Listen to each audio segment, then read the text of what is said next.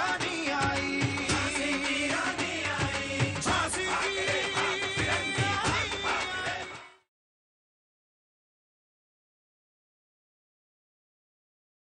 बचा लीजिए मुझे, Hey!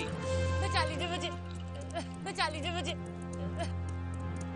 Hey you! तुम किससे हेल्प मांगता है? एक इंडियन से? तुमको नहीं मालूम हम ब्रिटिशर्स के आगे कोई भी बोलने का हिम्मत नहीं कर सकता है।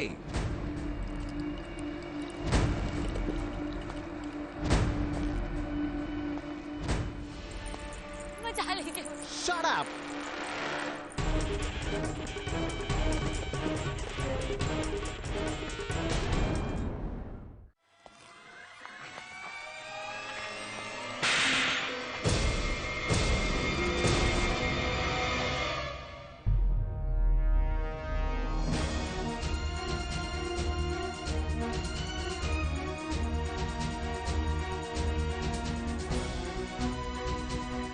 हम हिंदुस्तानी स्त्री की पूजा करते हैं। हट जाओ हमारे नजरों के सामने से। यही गलती अगर तुम फिरंगियों ने झांसी में की होती, उल्टा लटका कर चमड़ी उधेड़ देता तुम्हारी।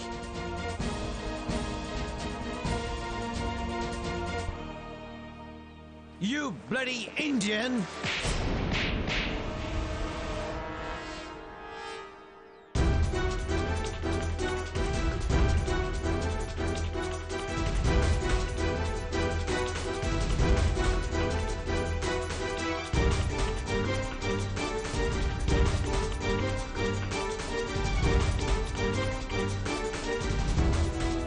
Leave me!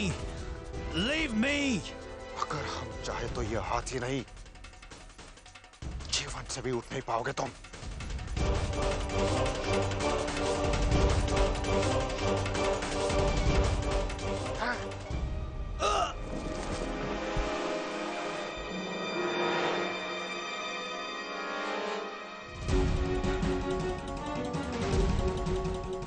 तुम फिरंगियों का साहस इतना बढ़ गया, वो भी हमारे सामने। Catch him, you idiots!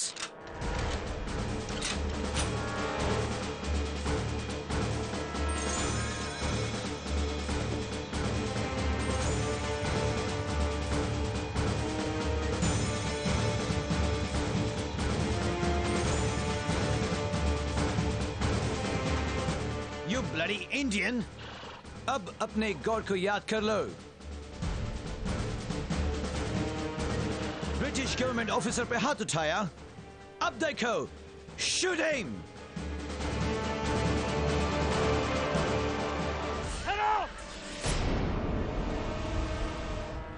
अपनी अपनी बंदूक के नीचे फेंक दो।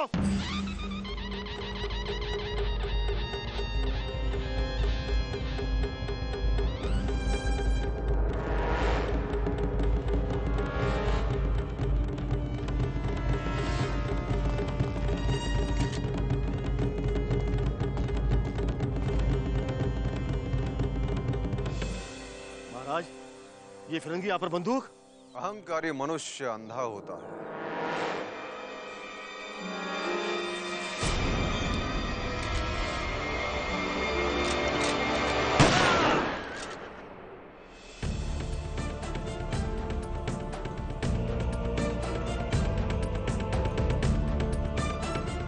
इन्हें हटाओ हमारे नजरों के सामने से।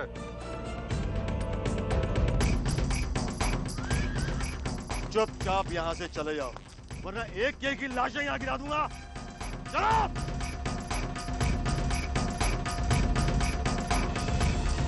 कौन है ये? मूर्ख, ये झांसी नरेश महाराज गंगाधर राव हैं।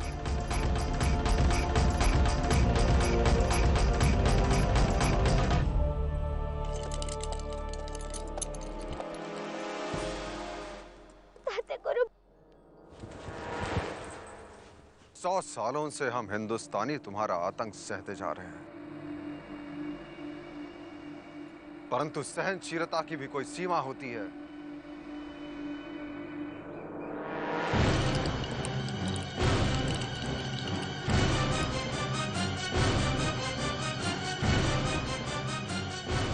अगर तुम्हारी ये हरकत बढ़ती रही तो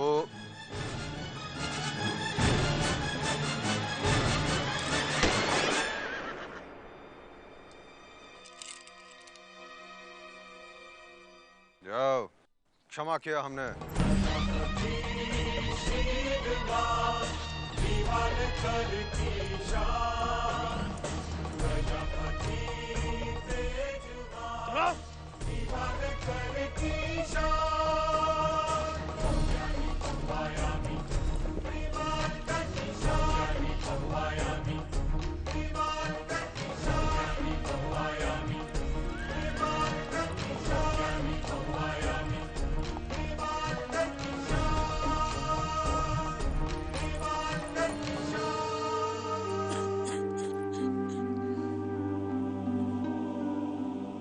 डरने की कोई आवश्यकता नहीं। हमारे सैनिक तुम्हें तुम्हारे घर तक छोड़ देंगे। पर हमारा तो कोई घर ही नहीं है। अंग्रेजों ने हमारे गांव को जला दिया और हम अपने पूरे परिवार से बिछड़ गए।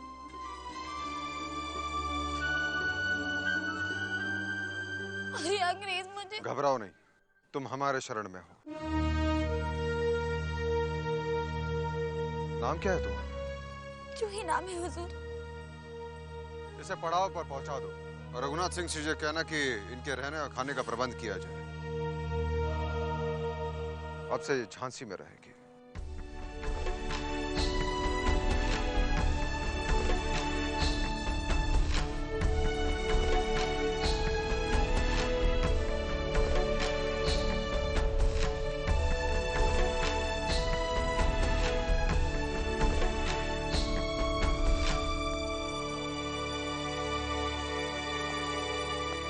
महाराज,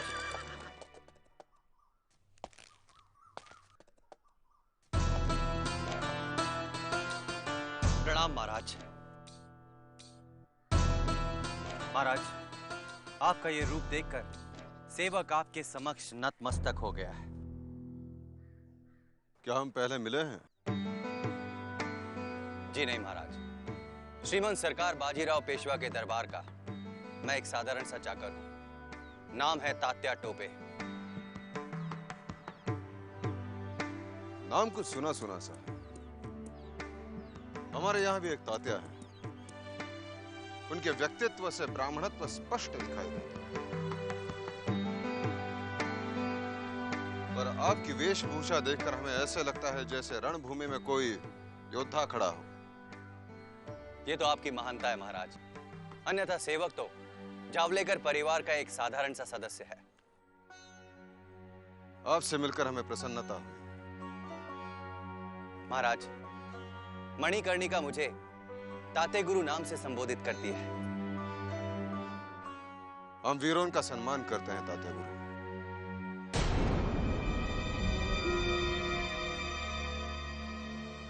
हमारे साथ आखिर पर चलिए। अवश्य अवश्य महाराज, मैं अवश्य जाता, किंतु क्षमा चाहूंगा। श्रीमंत सरकार बाजीराव पेशवा की ओर से एक अति आवश्यक कार्य सौंपा गया है मुझे, इसीलिए। तात्या, कभी आइए हमारे झांसी। आपका झांसी में अतिथि के रूप में एक सत्कार करना हमारे लिए गौरवमय होगा। आपका आदेश सर आंखों पर। प्रणाम महाराज।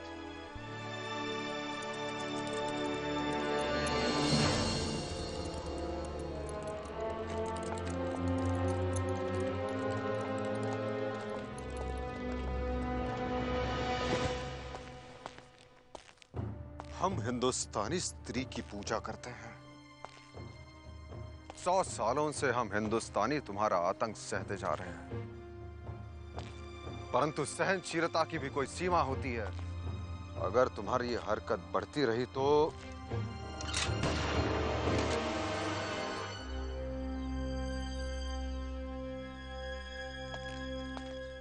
मनु, ताते गुरु पापा ने हमारा विवाह तय कर दिया और हम विवाह नहीं करना चाहते। क्यों? क्यों नहीं करना चाहते? क्योंकि वो। मनु, मैं तुम्हें बता चुका हूं, कभी कभी जो दिखाई देता है वो होता नहीं है, और जो होता है वो दिखाई नहीं देता। आज महाराज गंगाधर राव को रणबांकुरे की तरह इन फिरंगियों के विरुद्ध खड़ा देखकर मैं अचंभित रह गया। मनु, हर मनुष्य में अच्छाइयां एवं बुराइयां होती हैं, किंतु जो विशिष्ट व्यक्ति होता है उसकी अच्छाइयां कम और बुराइयों को ज्यादा देखा जाता है। मनु, मैं समझ सकता हूं कि तुम्हारा सारा ध्यान तुम्हारे लक्ष्य की ओर है, किंतु जीवन साथी के लिए अच्छाई और बुराई दोनों को आत्मसात करना पड़ता है, तब दो सत दोस्त बन जाता है। मनु, तुम्हारा और मेरा केवल एक ही सपना है कि किस तरह इन फिरंगियों को हमारी मातृभूमि से खदेड़कर बाहर किया जाए। और सपने तभी पूरे होते हैं जब शक्ति प्राप्त होती है।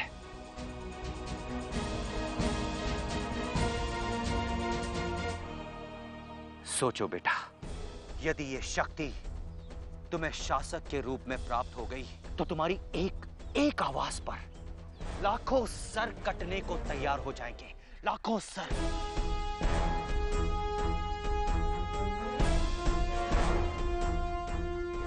आज महाराज गंगाधर राव ने जिस तरह इन फिरंगियों से व्यवहार किया है, उससे हमें इस बात का आभास हो गया है कि ये राजा अन्य शासकों की तरह इन फिरंगियों की दास्ता स्वीकार करने वाला नहीं है।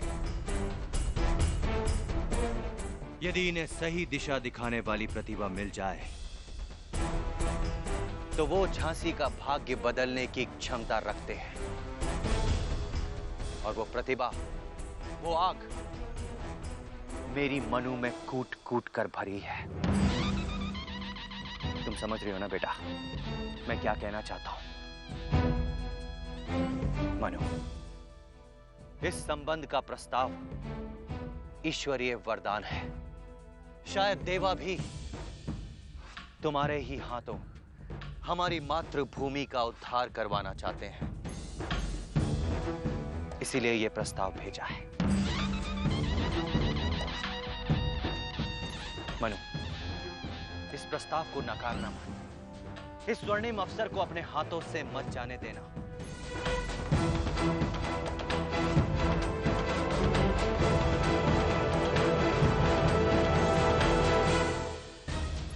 तुम केवल एक वीर पुरुष की रानी ही नहीं बनने वाली हो, बल्कि झांसी की महारानी बनने वाली हो।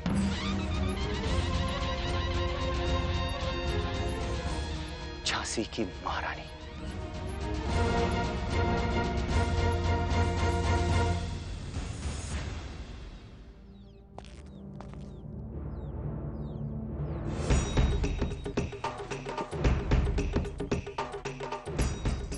झांसी की महारानी की सेवा में तात्या टोपे उपस्थित है।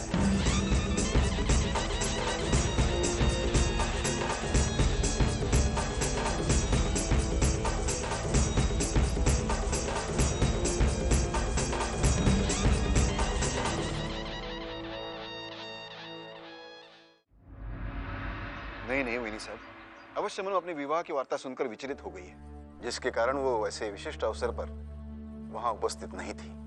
परंतु बाजीराव, मन्नू से मैंने स्वयं बात की थी। उस समय ये आभास नहीं हुआ कि इस संबंध से मन्नू अप्रसन्न है। वो कोई साधारण कन्या नहीं है विनी साहब, उसकी भावनाओं को जानना तो और भी कठिन है। हाँ, भूल तो हमसे हुई है,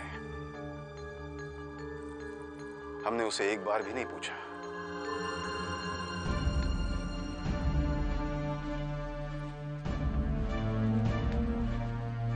श्रीमान सरकार, मनु का अब तक कोई पता नहीं। हाँ, हम जानते हैं मोरपंथ, हमें हमारी छबीली की इच्छा के विरुद्ध निर्णय निर्णय नहीं लेना चाहिए था। श्रीमंत सरकार का लिया हुआ निर्णय कभी गलत हो ही नहीं सकता।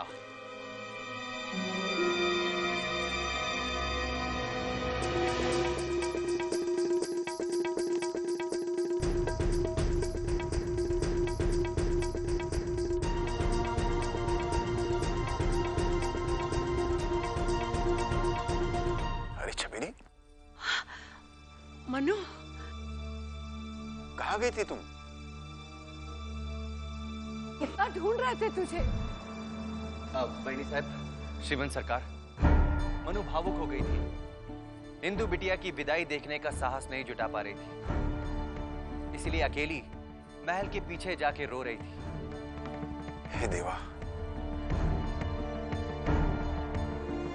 हमें तो लगा कि अपनी विवाह की वार्ता सुनकर हमारी छबीली हमसे रुष्ट हो गई। श्रीमंत सरकार, हमारी मनु को विवाह का यह प्रस्ताव सहर्ष स्वीकार है। क्या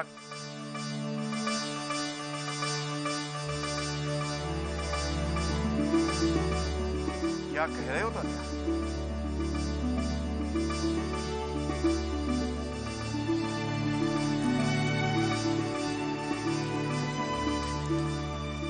छबीली,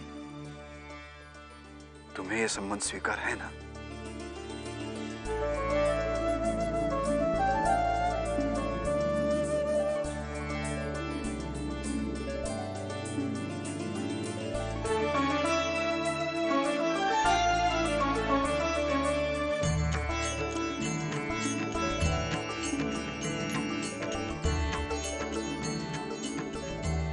अब मेरे मन का बोझ हल्का हो गया।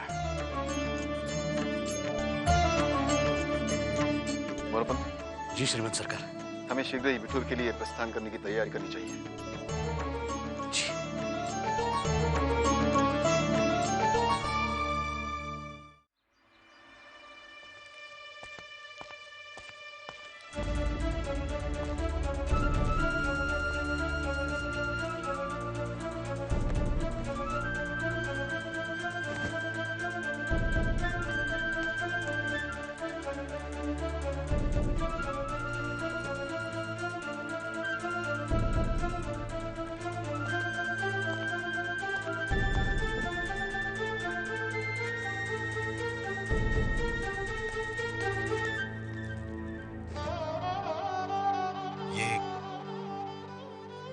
ये तेरी आई का विवाह का जोड़ा है बेटे,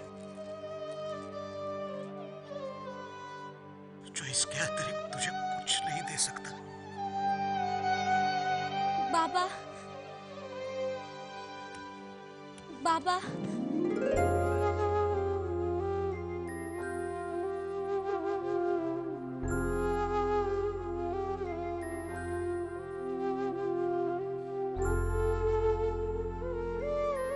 बाबा, हमें क्षमा कर दो। हमारे कारण आपको बहुत दुख झेलना पड़ा।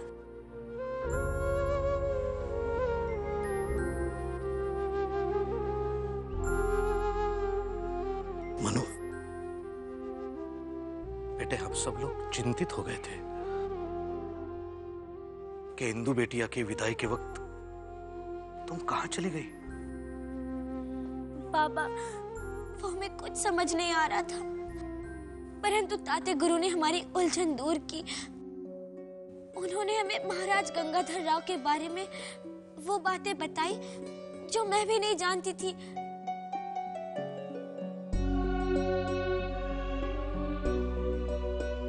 हमें पता था तुम्हारे गुरु तात्या टोपे ही तुम्हें समझा सकते। अरे पगली, अचानक कैसे निर्णय ले लेती है कि हम सब लोग विस्मित रह जाते।